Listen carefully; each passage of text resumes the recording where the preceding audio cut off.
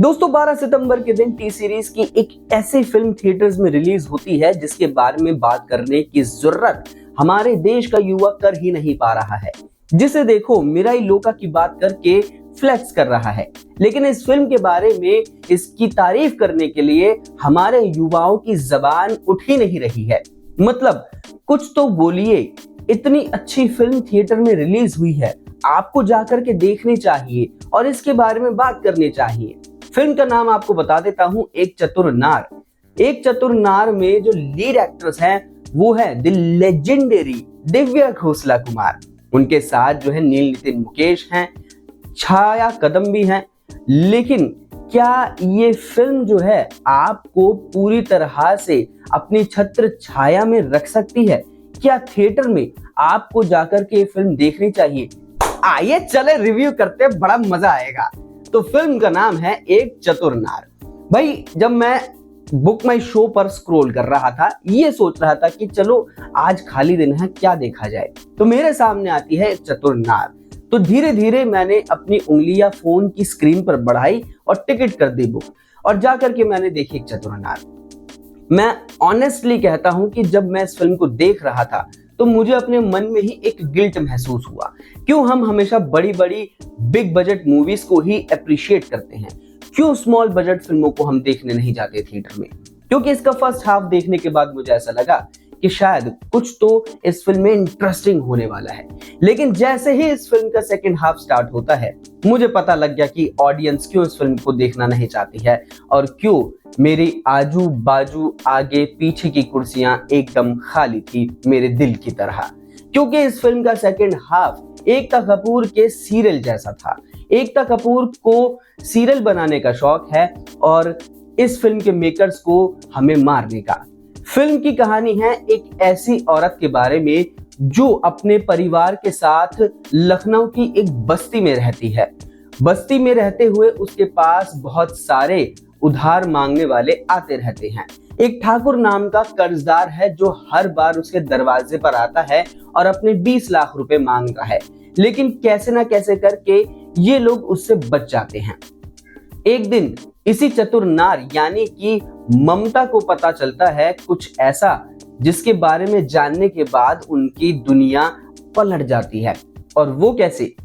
इस फिल्म में नील नितिन मुकेश जिस बंदे का कैरेक्टर प्ले कर रहे होते हैं वो पॉलिटिशियंस से बहुत ज्यादा इन्वॉल्व होता है और पॉलिटिशियंस के लिए काम करता है।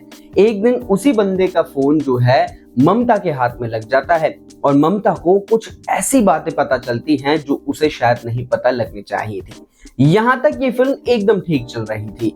सोचिए, आपका फोन किसी के हाथ लग जाए या फिर किसी और का फोन आपके ही हाथ लग जाए और आपको उसमें से कई सारी इंफॉर्मेशन पता चले, जिस इंफॉर्मेशन के दम पर आप उसको मैनिपुलेट कर सकते हैं।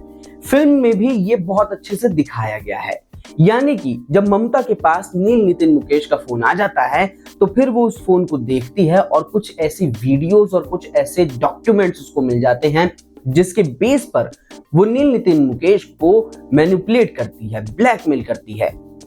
फर्स्ट हाफ में ये बहुत अच्छे से देखने को मिल जाता है। अब बस फर्स्ट हाफ में देख ही रहा था, मुझे लग रहा था कि सब कुछ सही तो चल रहा है, क्यों हमारे देश का युवा ऐसी मास्टरपीस नहीं देखना चाहता है। लेकिन मेरी यह गलतफहमी दूर हो जाती है सेकंड हाफ में, जब एकता कपूर को बैठा दिया जाता है इस फिल्म का निर्देशन और लेखन करने के लिए। क्योंकि जब इस फिल्म का एंड होने पर आता है, यानी कि क्लाइमैक्स जब इस फिल्म का देखने को मिलता है, तो अब्बास मस्तान भी ऐसा क्लाइमैक्स देख करके शर्मा जाए। मुझे ऐसा लगता है कि इस फिल्म के जो निर्देशक है उन्होंने इस फिल्म का जो क्लाइमैक्स है वो रील से उठा लिया। इंस्टाग्राम की रील्स में हमने देखा है अक्सर अब्बास मस्तान का मीम बनाते हुए।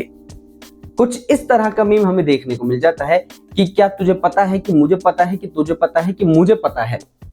बस यही है इस फिल्म का क्लाइमैक्स। यानी कि हर कोई वहां पर बोल रहा है कि मुझे पता था कि तुम्हें पता है, और ये भी मुझे पता था कि तुम्हें पता है कि मुझे पता है, लेकिन तुम्हें ये नहीं पता था कि मुझे पता है कि तुम्हें पता नहीं है।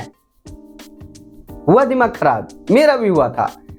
एक ऐसी फिल्म जिसे आपने फर्स्ट हाफ में तो अच्छा लिखने की कोशिश की, जो आपके लिए एक अच्छा डार्क कॉमेडी बन सकती थी, क्राइम थ्रिलर बन सकती थी, लेकिन आपने जो है अपने दिमाग के साथ एक्सपेरिमेंट किया और थोड़ा सा गांजा मारा और उसके बाद लिख डाली चतुर नार।